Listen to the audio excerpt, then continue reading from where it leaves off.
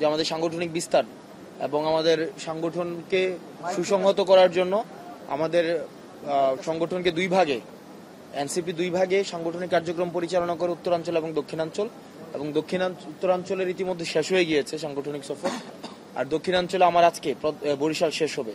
আজকে 6টা জেলা আমরা প্রত্যেকটাতে গিয়েছি, এবং আমরা জানেন আমাদের নিবন্ধনকে লক্ষ্য করে আমরা আমাদের একটা কমিটি দিয়েছিলাম, সমন্বয়ক কমিটি, এবং এই কমিটিটা এখন আমরা কনভার্ট করবো আহ্বায়ক কমিটিতে, এবং এই আহ্বায়ক কমিটিকে সামনে রেখেই হচ্ছে মূলত আমাদের এই সাংগঠনিক সফর। আমরা 5টি জেলাতে গিয়েছি, ভোলা, বরগুনা, ঝালকাঠি, পিরোজপুর এবং পটুয়াখালী, এবং 6 নম্বর জেলা হচ্ছে বরিশাল। সাংগঠনিকভাবে আমরা সন্তোষজনক, কিছু কিছু জায়গায় আমাদের সাংগঠনিক সীমাবদ্ধতা রয়েছে, আমরা সেগুলো কাটিয়ে ওঠার চেষ্টা করছি, এবং সীমাবদ্ধতা অনুযায়ী কি কি পদক্ষেপ নেওয়া প্রয়োজন আমরা পরামর্শ দিয়ে এসেছি, এবং আমাদের নেতাকর্মীর সাথে আমরা খোলামেলা আলোচনা করেছি। তাদের যে প্রত্যাশা, তাদের প্রাপ্তি, সেটার মধ্যে যে আনুপাতিক দূরত্ব, সেটাকে কিভাবে গুছিয়ে নিয়ে আসা যায় সেটা নিয়ে আমরা কথা বলেছি, আলোচনা করেছি। তাদের থেকেও আমরা পরামর্শ নিয়েছি। সেই অনুযায়ী হচ্ছে আমাদের কর্মসূচি নির্ধারণ, আমাদের সাংগঠনিক নীতি নির্ধারণ আমরা করব।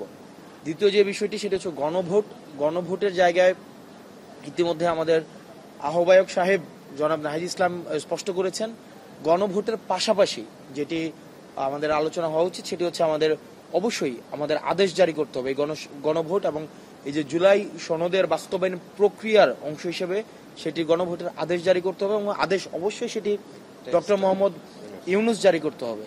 এখন এই গণভোটের আদেশ যদি এটা চুপ্পুর কাছ থেকে নিতে হয়, তাহলে সেটি হচ্ছে এই বিপ্লবের কফিনের শেষ পেরেক। এটা আমাদের জনাব নাহিদ ইসলাম বারবার করে পুনরাবৃত্তি করেছেন, আমরা বারবার করে পুনরাবৃত্তি করেছি।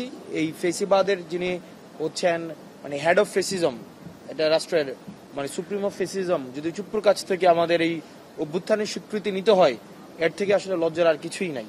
তো এটা হচ্ছে, এবং যারা গণতান্ত্রিক উত্তরণের পথের দিকে যাচ্ছে, যারা গণতান্ত্রিক উত্তরণ চাচ্ছে, দীর্ঘদিন ফেসিবাদী লড়াই সংগ্রামে করে গিয়েছে, নিজের নেতাকর্মীর জীবন উৎসর্গ করেছে, রাজপথে রক্ত দিয়েছে, আসলে তাদের নৈতিক একটা এবং অভ্যুত্থানের জায়গা থেকে আসলে এটা কতটা নৈতিক যে ফেসিস্টের রূপকার থেকে গণতান্ত্রিক উত্তরণের সনদ নিতে যাচ্ছে, এটা আসলে কতটা প্রাসঙ্গিক এটা তারা বিবেচনা করবেন। কিন্তু আমরা আমাদের জায়গা থেকে এই বিষয়ে অনর অবস্থান আমরা পুনর্ব্যক্ত করছি। আমাদের আদেশ জারি করতে হবে, অর্ডার জারি করতে হবে, কোনো অধ্যাদেশ নয়, কোনো প্রজ্ঞাপন নয়, এবং সেটি অবশ্যই ডক্টর মোহাম্মদ ইউনূস জারি করবেন। এখন ডক্টর মোহাম্মদ ইউনূস জারি করবেন এই অভ্যুত্থান পরবর্তীতে এই গভর্নমেন্ট যে ম্যান্ডেটে গঠিত হয়েছে, যে ম্যান্ডেটের কারণে এই গভর্নমেন্ট নির্বাচন আয়োজন করবেন, যে ম্যান্ডেট, সেই ঠিক একই ম্যান্ডেটের কারণেই কিন্তু আপনার অর্ডার দিবেন। এবং তৃতীয় যে বিষয়টি সেটা হচ্ছে যে 300 আসনে অবশ্যই আমরা 300 আসনেই আমরা হচ্ছে আমাদের সাংগঠনিক বিস্তার, আমাদের সাংগঠনিক পরিকল্পনা, এবং সেই ভিত্তিতে হচ্ছে আমরা নীতি নির্ধারণ করছি, আমরা পলিসি ফর্ম করছি, যাতে করে হচ্ছে আমরা 300 আসনে আমাদের সাংগঠনিক বিস্তার, একই সাথে সাথে আমরা যেই নির্বাচনকে সামনে রেখে যেন আমরা 300 আসনে আমরা সুসংহত হতে পারি।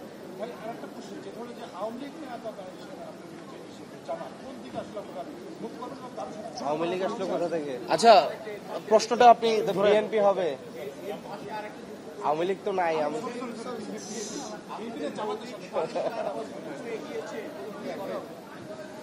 দেখেন, প্রথমত যে প্রশ্নটা সেটা হচ্ছে আমরা কার দিকে যাচ্ছি সেটা মুখ্য না, সংস্কারের পক্ষে কারা আসছে। আমরা আমাদের অবস্থান মৌলিক, আমাদের অবস্থান খুবই স্পষ্ট মৌলিক আমাদের জায়গা থেকে। কন্টেন্ট একই প্রশ্নের উত্তর, সেটা হচ্ছে যে কন্টেন্ট অফ জুলাই চার্টার। আমাদের আলোচনার দুইটা পর্যায় ছিল, একটা ছিল কন্টেন্ট অফ জুলাই চার্টার, আরেকটা ছিল implementation process of July charter. এখন যে জায়গাটা হচ্ছে আমাদের মতপার্থক্যের জায়গা, সেটা হচ্ছে ইমপ্লিমেন্টেশন প্রসেসটা নিয়ে কিন্তু আমাদের হচ্ছে কিভাবে বাস্তবায়ন হবে, বাস্তবায়ন প্রক্রিয়াটা নিয়েই কিন্তু এখন একটা মতপার্থক্য সৃষ্টি হয়েছে। বাস্তবায়ন প্রক্রিয়া নিয়ে বিভিন্ন সুপারিশ এসছে।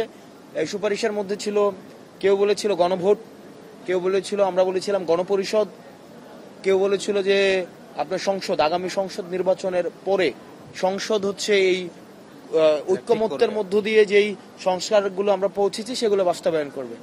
তো আসলে আমরা খুব বেশি দূরে দাঁড়িয়ে বিষয়টি এমন নয়। আমরা যদি সংস্কারকে লক্ষ্য রেখে, সংস্কারটা কেন প্রয়োজন, আসলে আমরা যে নির্বাচনের জন্য এতদিন অপেক্ষা করছি, একটি গণতন্ত্রের উত্তরণের জন্য একটি নিরপেক্ষ, অংশগ্রহণমূলক, অবাধ, সুষ্ঠু, যেখানে প্রত্যেকটা ভোটার ম্যাটার করবে, সেখানে ওসি, ডিসি, এসপি, ইউনো, আপনি দেখেন তো বিভিন্ন জায়গায় আপনারা নিজেরাই তো, আপনাদের মাধ্যমেই তো আমরা জানি, বিভিন্ন জায়গায় এখন বলছে যে এরকম ভাবে যে যদি নৌকায় একটা নির্দিষ্ট প্রতীক নাও থাকে, ধানের শীষ নাও থাকে, তাও নাকি ক্যান্ডিডেট নিজের ধানের শীষের ব্যালট ছাপায়া সে নির্বাচন করে ফেলবে। গতকাল আপনারা দেখেছেন আন্দালিব রহমান প্রার্থীর আসনে কি ধরনের ঘটনা ঘটেছে। তো এই ঘটনাগুলো তো শুরু হয়েছে, এগুলোর আরো পুনরাবৃত্তি ঘটবে।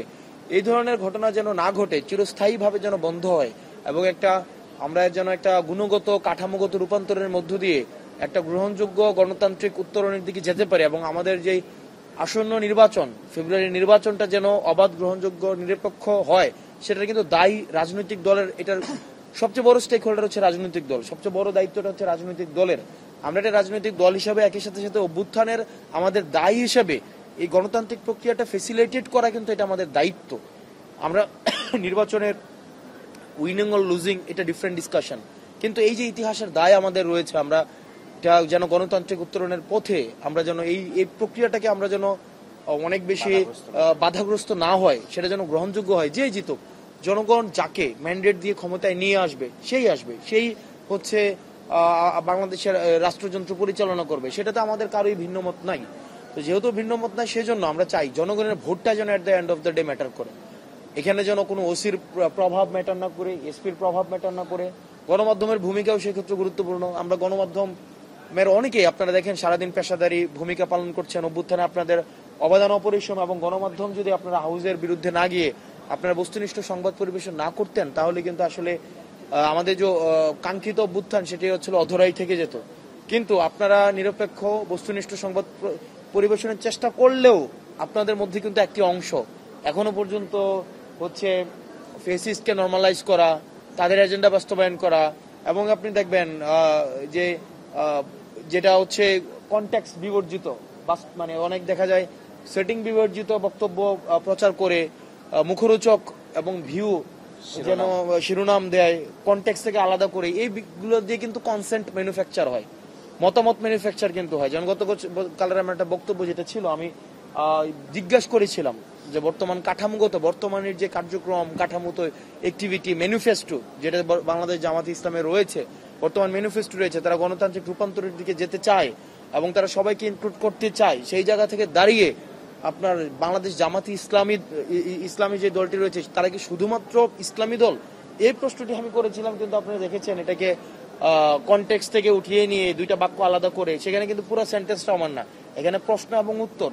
একটা প্রশ্ন সাংবাদিক করেছে, উত্তরটা আমি দিয়েছি, কিন্তু প্রশ্ন উত্তর একই এমন ভাবে সেট করেছে, মনে হয়েছে যে দুইটাই আমার কথা। তো সাংবাদিকের কিন্তু একটা দায় রয়েছে, আপনাদের যারা আপনারা নিরলস ভাবে কাজ করে যাচ্ছেন, আপনাদেরও কিন্তু একটা দায় রয়েছে গণতান্ত্রিক রূপান্তরের ক্ষেত্রে। তো সব পক্ষ, সাংবাদিক, আমরা রাজনৈতিক দল, সরকার, আমরা সবাইকে আহ্বান জানাবো এই আসন্ন নির্বাচনকে সামনে রেখে যে এই মৌলিক সংস্কারের যে বিষয়টি, যেগুলোতে ঐক্যমত্য হয়েছে, সেগুলোতে যেন জনগণ রায় দিতে পারে এবং ম্যান্ডেট অর্জিত হয়, সেটির জন্য হচ্ছে আমাদের অর্ডারটি জারি করতে হবে।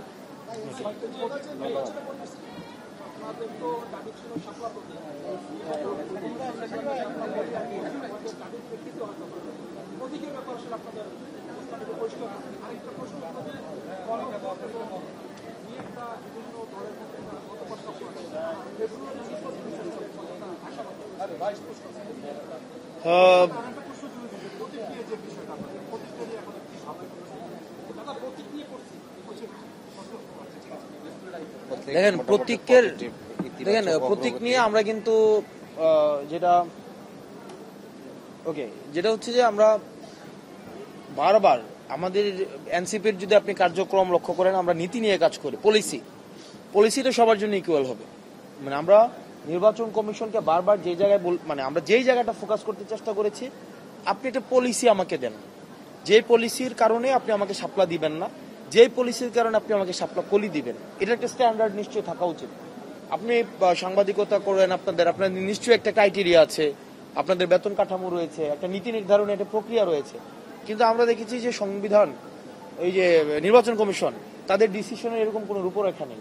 তো আমরা যে জায়গাটায় বারবার ফোকাস করেছি, আপনি কেন কোন ক্রাইটেরিয়ার কারণে আপনি মাইক, বেগুন, ট্রাইপড, তারপর হচ্ছে হেলমেট, তারপর হচ্ছে মোবাইল, খাট, আলমারি, বেগুন, এগুলো হচ্ছে মার্কা হিসেবে যুক্ত করলেন, এটার ক্রাইটেরিয়াটা কি, এটার নীতিটা কি, নিয়মটা কি, আর কি কারণে আপনি শাপলা যুক্ত করবেন না সেটার নিয়মটা কি।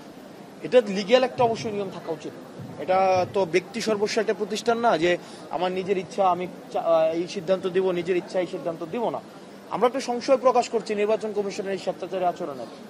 যেমন শাপলা কেন দিবে না এটা তারা ব্যাখ্যা কিন্তু দেয় নাই, বা তারা বলছে যে এটা আমরা ব্যাখ্যা দিব না।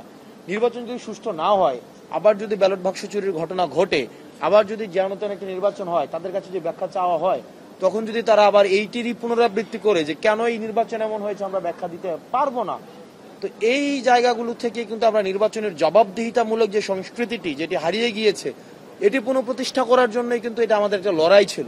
সেই লড়াইয়ের জায়গা থেকে আবার শাপলা করে তারা যুক্ত করেছে। তারা এটা আমাদের সাংগঠনিকভাবে আমরা পর্যালোচনা করে সেটির সিদ্ধান্ত আমরা চূড়ান্ত সিদ্ধান্ত নেব। এই তো যদি নির্বাচনের আগে যে এই কাজগুলো রয়েছে এগুলো হয়ে যায়, আমরাই তো বলছি আমরাই নির্বাচন কার্যক্রমকে আমরা ফেসিলিটেট করব। ধন্যবাদ সবাইকে।